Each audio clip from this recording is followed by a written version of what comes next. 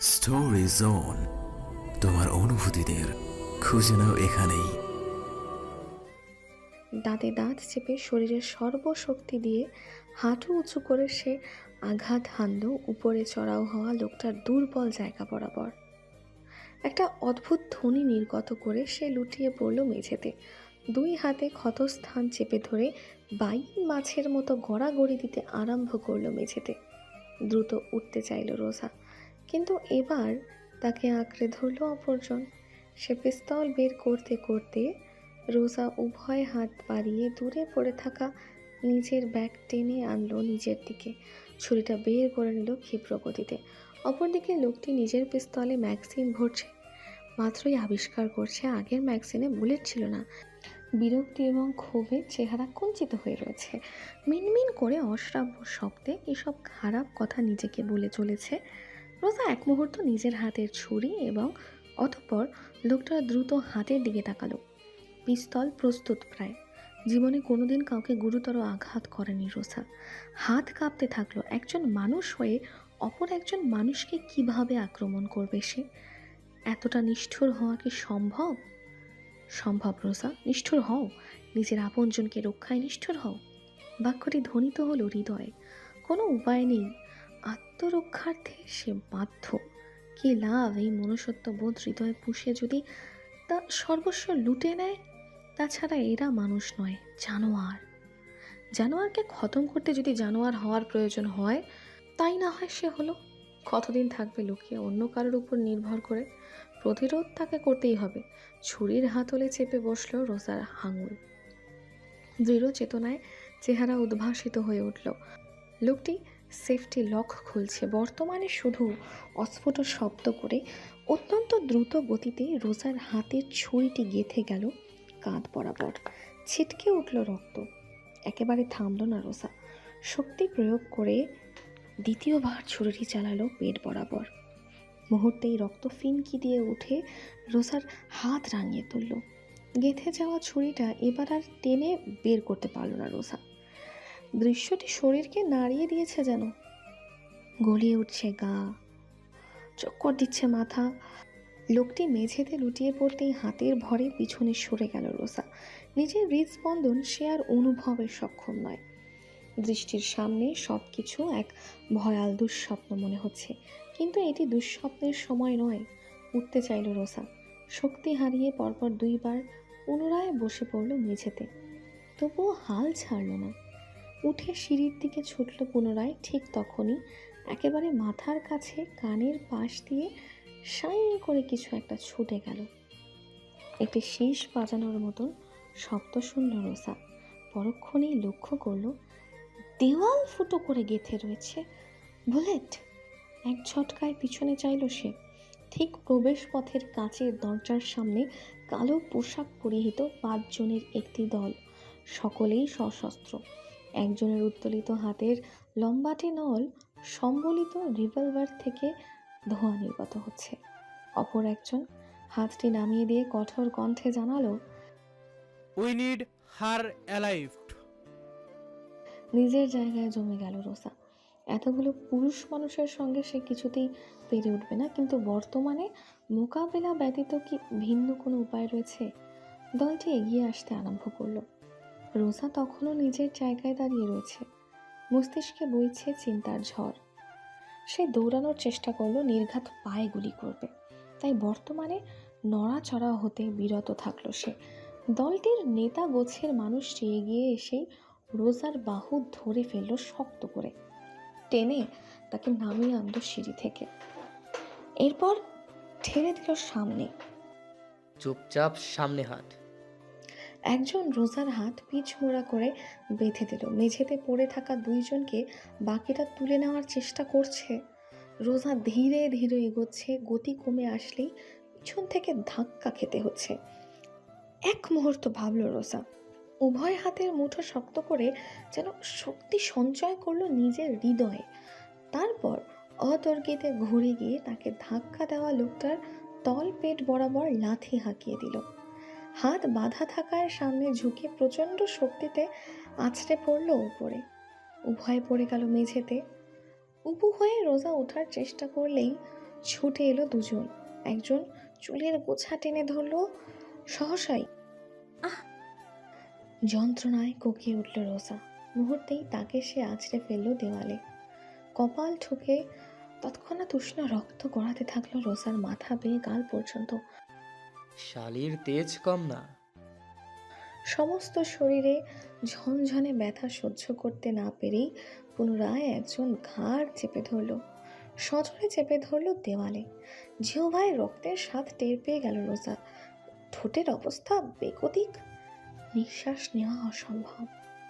দৃষ্টিশক্তিও হয়ে এসেছে ঝাপসা, জ্ঞান লোপ পাচ্ছে বুঝতে পারল রোজা, কিন্তু কিছুই করার নেই। শরীর ছেড়ে আসতেই দেওয়াল বেয়ে মেঝেতে লুটিয়ে রইল শরীর, শুধু চোখের পাতা আধ খোলা রইল।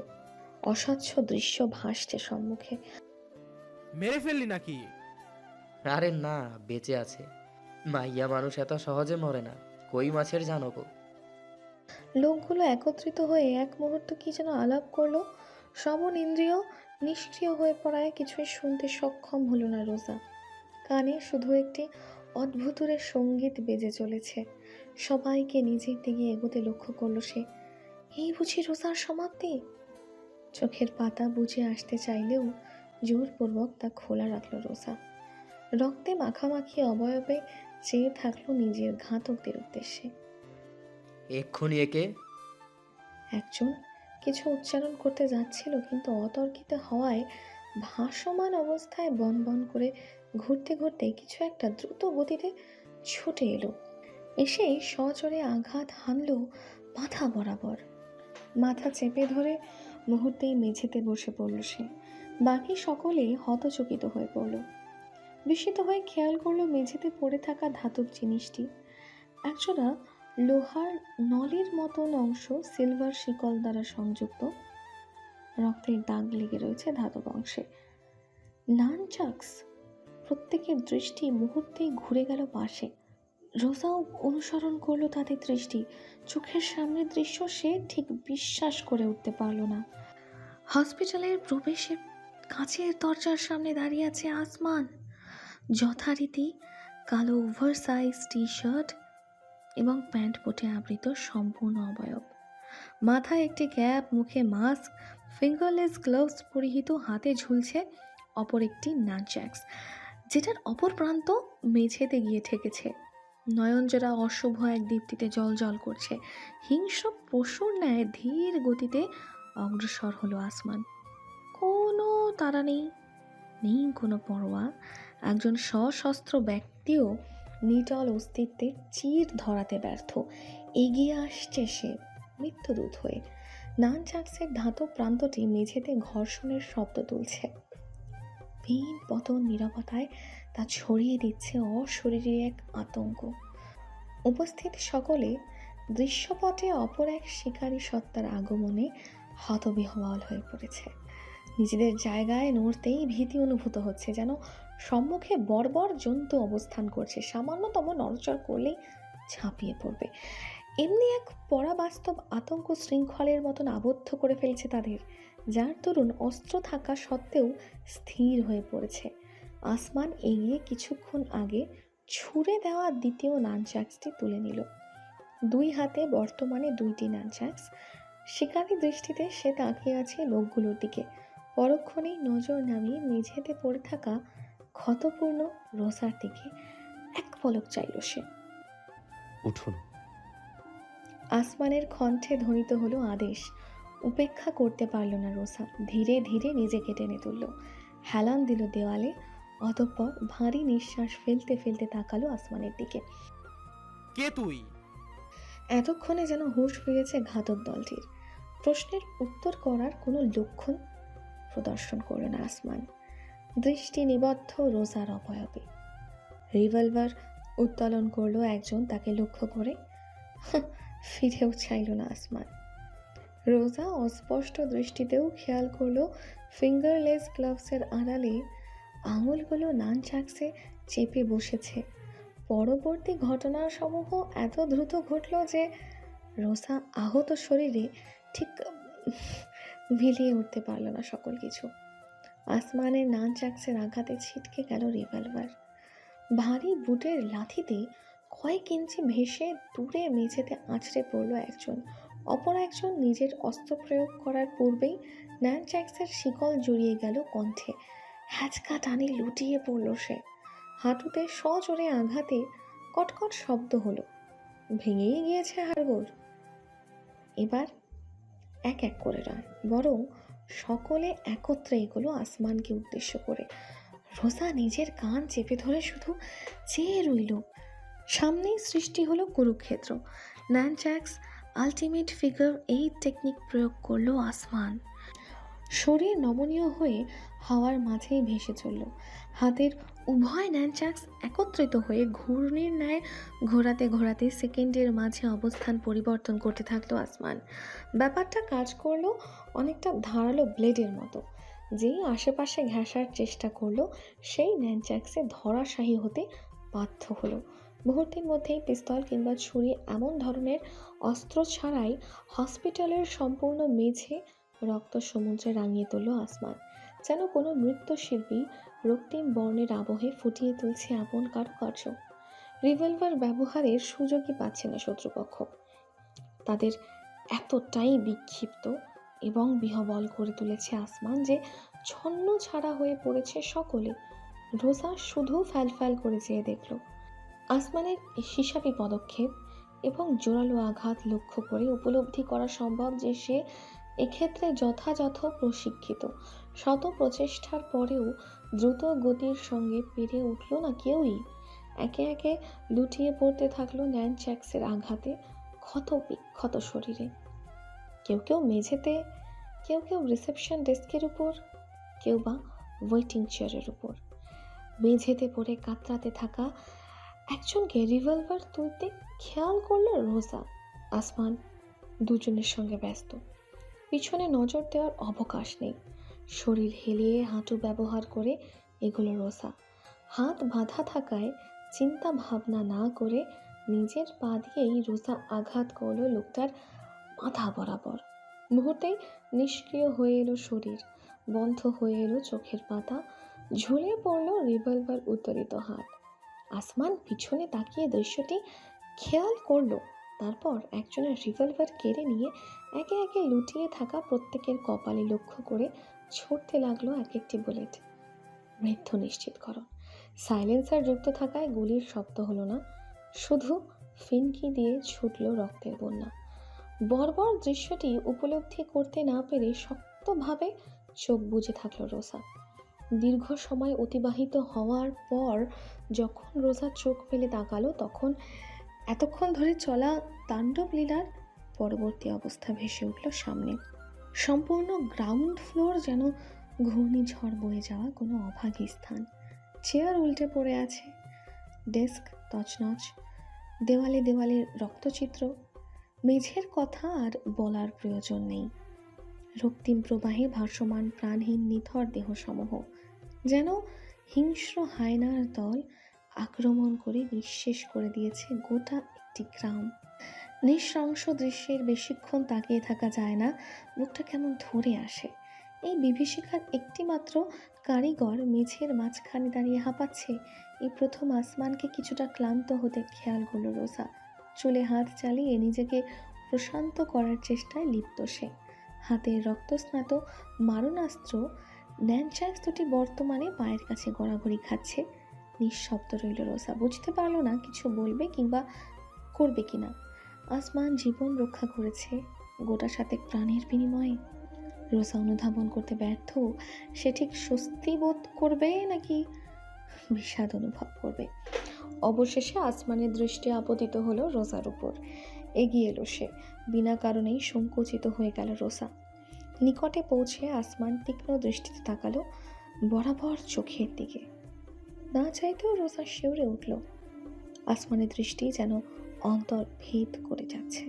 বাকরুদ্ধ হয়ে রোজা অপেক্ষা করলো আসমানের বক্তব্যের আশায়। কি বলতে পারে সে? আপনি ঠিক আছেন? বেশি ব্যথা লেগেছে? এসব বলবে নিশ্চয়ই। ব্যথা তো বেশ লেগেছে, এখনো ঝিমঝিম করছে শরীর। সত্যি জবাব দেবে কি রোজা? সমস্ত আশা ভরসায় জল ঢেলে দিয়ে আসমানের কঠোর কণ্ঠস্বর শুধালো, হ্যালো ডিয়ার লিসেনার্স, আপনারা শুনছেন স্টোরিজ অন প্রেজেন্স ধারাবাহিক পর্ব গল্প। আমাদের সামগ্রিক প্রচেষ্টাকে উৎসাহিত করতে লাইক এন্ড কমেন্ট করতে ভুলবেন না। Thank you. আমার হুডি পরেছেন কেন? মূর্খের মতো আসমানের দিকে তাকিয়ে থাকলো রোজা। ঠোঁট ফাঁক হলেও কিছুই উচ্চারণ করা সম্ভব হলো না। আসমানের হুডি। রোজা আন্দাজ করেছিল হসপিটালে তাকে কেবি গ্রুপের লোকেদের মোকাবিলা করতে হতে পারে, তাই সালোয়ার কামিজ পাল্টে আসমানের হুডি পরিধান করেছিল যেন চলাচলে সুবিধা হয়। স্থির দৃষ্টিতে আসমানের দিকে কয়েক মিনিট খানেক তাকিয়ে রইল রোজা। আসমানের অভিব্যক্তি দেখে মনে হচ্ছে না সে কৌতুক করছে। সে এবং কৌতুক দুই ভিন্ন মেরুর বাসিন্দা। নিজেকে চাপড় দিতে ইচ্ছা করছে রোজার। কি ভেবেছিল সে? উপন্যাসের নায়কদের মতো আসমান তাকে ভালো মন্দ জিজ্ঞেস করবে কিংবা প্রয়োজনে কোলেও তুলে নেবে। কোন দুঃখে?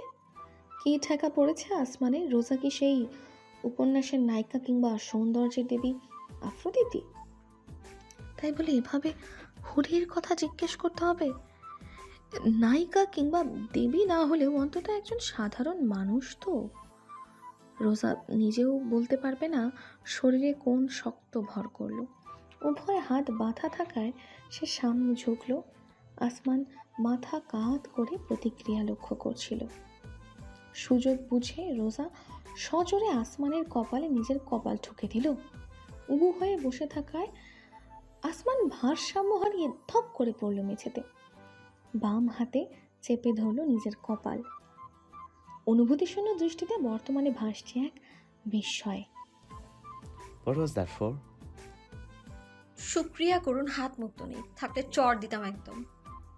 দাঁতে দাঁত পিষে উচ্চারণ করল রোজা। ক্ষোভ লক্ষ্য করে আসমান নিজের কপাল ডুলতে ডুলতে নিঃশব্দে চেয়ে রইল। এই মেয়ের মাঝে ভয় ডরের অনুভূতি উধাও হলো কবে? প্রথম তো আসমানকে দেখলেও কাঁপাকাঁপি করার অভ্যাস ছিল, আর এখন কিনা ষাঁড়ের মতো গুঁতোতেও ছাড়ছে না। এ কি মুসিবত! আসমান এবং রোজার মধ্যকার অস্বস্তিকর নীরবতা ছেদ করলো লিফটের ডিং করে শব্দ।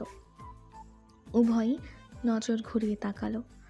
দরজা খুলে যেতেই গ্রাউন্ড ফ্লোরে পা রাখলো কেবিন বয়ের পোশাক পরিহিত নিহান, অস্ফুট স্বরে বিড়বিড় করলো রোজা।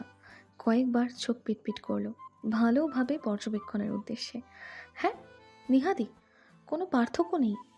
একই সুদর্শন চেহারা, বিস্তৃত ঠোঁট এবং উৎফুল্ল হাসি, ফোরানো কানে ছোট্ট একটি পাথর খচিত দুল, কালো বাদামি মিশেলের মসৃণ চুল রাশি।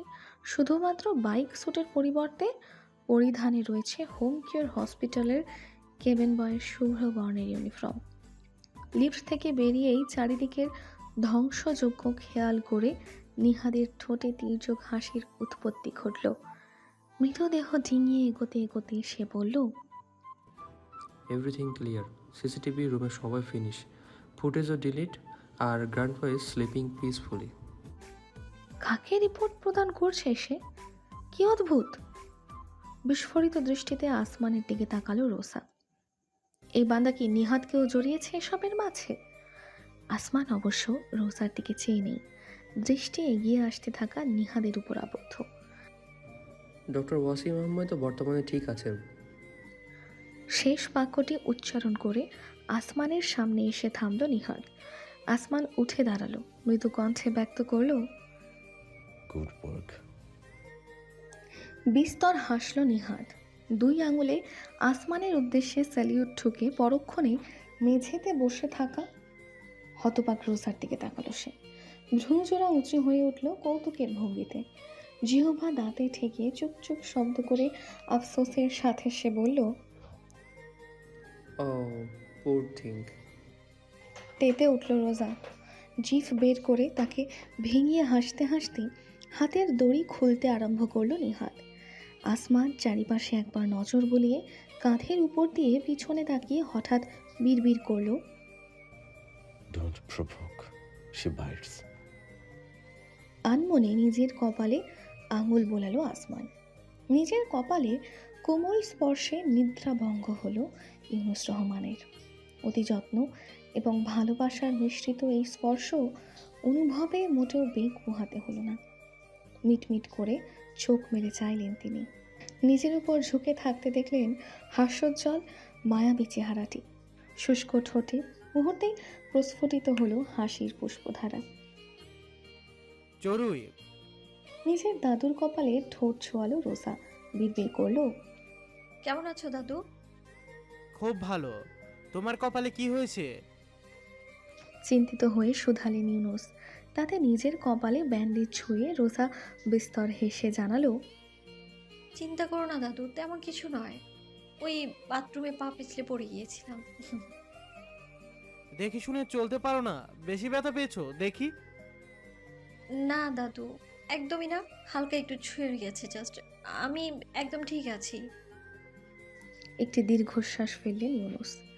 তারপর বললেন, আচ্ছা, কিন্তু তুমি এই সময় এখানে? আর চোখে দেওয়াল ঘড়ির দিকে চাইলেন ইউনুস। রাত 11টা প্রায়। এত রাত্রিতে সাধারণত রোজা দেখা করতে আসে না। আমি তোমাকে নিয়ে যেতে এসেছি দাদু, বাড়িতে। রোজার কণ্ঠে ইউনুস বিস্মিত হয়ে রইলেন। বাড়িতে মানে? কিছুই বোধগম্য হচ্ছে না। তিনি উঠে বসতে চাইলে রোজা তাকে সাহায্য করল। বালিশ রেখে তাতে হেলান দিয়ে দিল। কিছুটা সময় দীর্ঘ প্রশ্বাস গ্রহণ করে রোজার দিকে ফিরতেই দ্বিতীয় দফায় চমকিত হলেন ইউনুস। কেবিনে রোজা একলা নয়, আরও একজন উপস্থিত হয়েছে। কেবিনের দরজায় হেলান দিয়ে দাঁড়িয়ে আছে একটি ছেলে, পরনে টি শার্ট এবং কাবার্ডিন, মুখে ফেস মাস্ক এবং মাথায় সানক্যাপ। বুকের উপর দু বাহু গুটিয়ে রেখে স্থির দৃষ্টিতে তাকিয়ে আছে। সঙ্গে দৃষ্টি মেলানোর পরেও টু শব্দ করল না সে, এমনকি একজন নড়ল না পর্যন্ত। নিজের দাদুকে দরজার সঙ্গে দাঁড়ানো আসমানের দিকে তাকিয়ে থাকতে দেখে রোজা কিছুটা বিব্রত অনুভব করলো। কণ্ঠ পরিষ্কার করে সে ফিরল দাদুর দিকে। আর কোনো উপায় নেই, লুকিয়ে রাখার অর্থ হয় না। কিছুক্ষণ আগে পোশাক পরিবর্তন করে নতুনভাবে নিজেদের তৈরি করে এই কেবিনে ঢোকার পূর্বে তেমনই সিদ্ধান্ত নিয়েছে সে এবং আসমান। দাদু, তোমাকে একটা কথা বলার ছিল। ইতস্তত করে মৃদু কণ্ঠে বিড়বিড় করল রোজা। ইউনুস রহমান প্রশ্ন করলেন না, শুধু চেয়ে থাকলেন নিজের নাতনি মুখপানে। রোজা ইশারা করতেই আসমান এগিয়ে এলো। কেবিন বেডের পাশে দাঁড়াতেই রোজা বাহু স্পর্শ করলো আলতোভাবে। অতঃপর নিজের দাদুর দিকে ফিরে জোরপূর্বক হাস্যোজ্জ্বল অভিব্যক্তিতে জানালো, ও, উনি নীল, আমার। বয়ফ্রেন্ড? নিজের দাদুর কণ্ঠে শব্দটি শুনে চমকে উঠল রোজা। শুধুমাত্র সেই নয়, বরং সদা নির্বিকার আসমান পর্যন্ত ভ্রম তুলে চাইল বৃদ্ধের পানে। একটি স্নিগ্ধ হাসি ছড়িয়ে পড়ল ইউনুস রহমানের অধর জুড়ে। রোজা ভীষণ ভয়ে ছিল ব্যাপারটি দাদু ঠিক কিভাবে নেবে তা ভেবে, কিন্তু তিনি এতটাও খোলামেলা আচরণ করবেন কিংবা খুশি হবেন সেটা সে নিজেও উপলব্ধি করেনি। হা হা হা, ঠিক ধরেছো তাই না? আমার চড়ুইও তাহলে অবশেষে একটি বয়ফ্রেন্ড জুটিয়ে ফেললো। হাজব্যান্ড। অতর্কিত ঘোষণা করল আসমানের বজ্র কণ্ঠস্বর। হতভম্ব রোজা ফ্যাল ফ্যাল করে চেয়ে থাকলো। অপরদিকে ইউনুসের হাসি ম্রিয়মান হয়ে এলো। তিনি কিঞ্চিত বিস্মিত হয়ে তাকিয়ে থাকলেন আসমানের দিকে। তৎক্ষণাৎ হস্তক্ষেপ করল রোজা। ইউনুসের উভয় হাত নিজের মুঠোয় নিয়ে আকুতি করল, আমি খুবই দুঃখিত দাদু। আসলে আমি জানি না বিষয়টা তোমাকে ঠিক কিভাবে। আমি চাইনি তুমি সম্পূর্ণ সুস্থ হওয়ার আগে, কিন্তু আমি জোর করেছিলাম বিয়ে করার জন্য। অন্যদিকে তাকিয়ে বলল আসমান। কণ্ঠে স্পষ্ট অস্বস্তি প্রকাশ পেল। দীর্ঘ মিনিট 3 নিশ্চুপ রইলেন ইউনুস। রোজা মাথা নিচু করে রাখল নিজের। দাদুর দৃষ্টিতে দৃষ্টি মেলানোর সাহস সে করছে না। ইউনুস রহমানের মৃদু কণ্ঠ রোজাকে বাস্তবে ফিরিয়ে আনলো। কতদিন হয়েছে বিয়ের? 1 মাস। ওনার খুঁট চেপে ধরে উত্তর করল রোজা। দ্বিতীয় দফায় নীরবতা। অতঃপর, আমার কাছে এসো চড়ুই। দাদু, আম সরি। নিজের দাদুর পক্ষে রোজা নিজেকে বিলীন করলো। তাকে বাহু ধরে আগলে নিয়ে মাথায় স্নেহের চুম্বন এঁকে হাসলেন ইউনুস। খোদা আমার প্রার্থনা কবুল করেছেন, আলহামদুলিল্লাহ। মাথা তুলে অশ্রুসিক্ত নয়নে দাদুর দিকে চাইল রোসা। আখি জোড়া বেয়ে গড়িয়ে নামা অশ্রুর ফোঁটা নিজের বৃদ্ধাঙ্গুলি ব্যবহার করে মুছে দিলেন ইউনুস। আমার চড়ুই জীবনে একটু সুখের দেখা পেয়েছে, আমার সকল শখ পূরণ হয়েছে, আর কিছু চাই না এই জীবনে। হয়তো এবার শান্তিতে খোদার কাছে ফিরে যেতে পারবো। না দাদু, প্লিজ এমন কথা বলো না, আমার কষ্ট হয়। হেসে পুনরায় রোজাকে বুকে আগলে মাথায় স্নেহের হাত বুলিয়ে দিলেন ইউনুস। বুকে মাথা গুজে নিজেকে প্রশান্ত করল রোজা। উষ্ণতায় পরিপূর্ণ হয়ে উঠেছে অন্তর। সে কল্পনাও করেনি যে ইউনুস রহমান বিয়ের বিষয়টাকে এতটা সহজভাবে নিতে পারেন। হয়তো পরিস্থিতি তাকে তেমন প্রতিক্রিয়া করতে বাধ্য করেছে। তথাপি অদ্ভুত এক অপরাধ বোধ হচ্ছে রোজার। দাদুকে এক মিথ্যা সম্পর্কের আশ্বাস প্রদান করতে হচ্ছে তাকে। কোনোদিন যদি মানুষটি লুকায়িত রহস্য উদ্ঘাটন করে ফেলে, সেদিন কি আর মানুষটির সামনে মুখ তুলে দাঁড়াতে পারবে? আসমানের দিকে ফিরলেন ইউনুস। কাঁপা কাঁপা হাত বাড়াতেই আসমান সামনে মাথা ঝোঁকালো। ক্যাপের উপর হাত বুলিয়ে দিয়ে ইউনুস রহমান শুধালেন, তোমার পুরো নাম কি বাবা? নীলাদ্রি রেমান নীল। কি করো? ব্যবসা। কিসের ব্যবসা তা অবশ্য স্পষ্ট করল না আসমান। ইউনুসও জিজ্ঞেস করলেন না, পূর্বেই রোজা হস্তক্ষেপ করল। দাদু, তুমি ওনার সাথে পরেও আলাপ করতে পারবে। এখন দেরি হয়ে যাচ্ছে, আমাদের বাড়ি যেতে হবে তো। আমি তোমার সকল জিনিসপত্র তুমি ঘুম থেকে ওঠার আগেই গুছিয়ে নিয়েছি, চলো না এখন। নতুন বাড়ি নিয়েছো বলতে তুমি কি বুঝিয়েছিলে চড়ুই? আসমানকে ইঙ্গিত করে জিজ্ঞেস করলেন ইউনুস। তাতে রোজা কিঞ্চিত লজ্জা বোধ করে দৃষ্টি সরিয়ে নিল। দ্রুত বিষয় পরিবর্তনের উদ্দেশ্যে বলল, ডক্টর ওয়াসিমের সঙ্গে আমার কথা হয়েছে, তোমাকে বাসায় রেখে চিকিৎসা দেওয়া সম্ভব। শুধু থেরাপির জন্য হসপিটালে নিতে হবে। নার্সরাও থাকবে তোমার সেবা শুশ্রূষার জন্য, আমিও থাকবো। বহুদিন বাদে রোজার চেহারায় পরিপূর্ণতার এক হাসি দেখতে পেলেন ইউনুস। তাতে হৃদয় সিক্ত হয়ে উঠল, কিন্তু দৃষ্টি ফিরিয়ে মাথা নাড়লেন তিনি। না না দাদু ভাই, আমি কিভাবে তোমার শ্বশুর বাড়িতে বোঝা হয়ে যায়? দাদু, কি বলছো তুমি? এমন বলো না, দোহাই লাগে তোমার। হাহাকার করে উঠল রোজা, কিন্তু ইউনুস রহমান মানতে নারাজ। নাতনি একা হলে একটা কথা ছিল, কিন্তু স্বামীর ঘরে সংসারে নিজের উপস্থিতি আছে অবাঞ্ছিত মনে হচ্ছে। নিজের ছেলের সংসারই টিকতে পারেননি তিনি, নাতনি জামাইয়ের সংসারে কি করে এই অসুস্থ শরীরে বোঝা হয়ে দাঁড়াবেন? আপনি যদি ভেবে থাকেন যে আপনি আমাদের জন্য বোঝা হয়ে দাঁড়াবেন, তাহলে আপনার জানা উচিত যে আপনি না গেলেই বরং আমাদের জন্য তা অধিক চিন্তার কারণ হবে। আসমানের অতর্কিত বক্তব্যে ঝট করে ঘুরে তাকালো রোসা। এক ছেলে কি পাগল হয়ে গেল? দাদুকে এসব বলছে কেন? ইউনুস রহমানও দ্বিধান্বিত হয়ে পড়েছেন। বুকের উপর উভয় বাহু ভাঁজ করে আসমান নিজের বক্তব্যে যুক্ত করল, আপনি হাসপাতালে থাকলে উনি সবসময় চিন্তা করেন আমাকে অসুখী দেখতে হয় তাকে।